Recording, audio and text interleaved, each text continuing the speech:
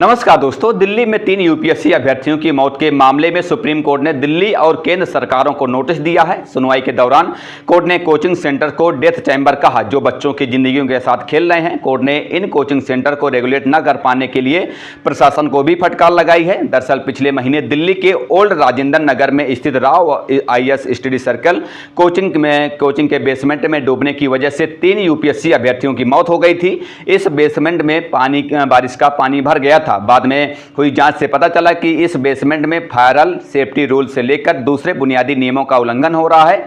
इधर सुनवाई के दौरान कोर्ट ने यह भी जानना चाहा कि क्या कोचिंग सेंटर के लिए किसी तरह के नियम बनाए गए हैं जो अभ्यर्थियों से आसमान छूती फीस लेते हैं और फिर भी उन्हें सुरक्षित माहौल नहीं दे पाते हैं। सुप्रीम कोर्ट के जस्टिस सूर्यकांत और जस्टिस उज्ज्वल भैया की बेंच ने कहा कि ये जगहें डेथ चैम्बर बन गई हैं। अगर ये कोचिंग सेंटर एक गरिमापूर्ण जीवन और सुरक्षा के बुनियादी नियमों का पालन नहीं करते हैं तो इन्हें ऑनलाइन मोड में ही चलाना बेहतर होगा। ये कोचिंग सेंटर्स बच्चों की जिंदगियों के साथ खेल रहे हैं। कोर्ट ने कहा कि अगर सुरक्षा मानकों की बात करें तो कोचिंग सेंटर्स में ढंग का वेंटिलेटर होना चाहिए और साथ ही साथ सुरक्षित एंट्रेंस और एग्जिट होने चाहिए। यूपीएससी अभ्यर्थियों की मौत ने दिल्ली के इंफ्रास्ट्रक्चर को लेकर एक व्यापक बहस छेड़ दी है। हादसे के दिन नालियां बारिश के पानी को बहाकर नहीं ले जा पा रही और पानी कोचिंग सेंटर के बेसमेंट में भर गया। इससे पहले पिछले सप्ताह दिल्ली हाई कोर्ट ने दिल्ली पुलिस और दूसरे प्रशासनिक अधिकारियों को फटकार लगाई थी। कोर्ट ने कहा था कि इन बच्चों को जीवित होना चाहिए था।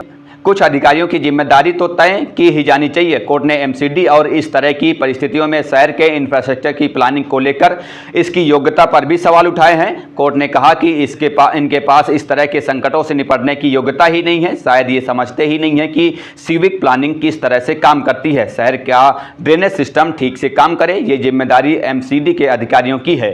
ये एक आपराधिक लापरवाही है। इस पूरे मामले में अब तक 7 लोगों को गिरफ्तार किया गया है। साथ ही साथ कई कोचिंग सेंटर को भी सील कर दिया गया है। इन कोचिंग सेंटर पर आरोप है कि ये सुरक्षा मानकों के सर्टिफिकेट लिए बिना कामकाज कर रहे हैं। बहरहाल इस खबर पर इतना ही। आगे की जो भी अपडेट होंगी हम आप तक पहुंचाते रहेंगे। फिलहाल चलते हैं, मिलते हैं किसी नई खबर के साथ। तब तक के लिए बहुत बहुत धन्यवाद। जय हिंद, जय भारत।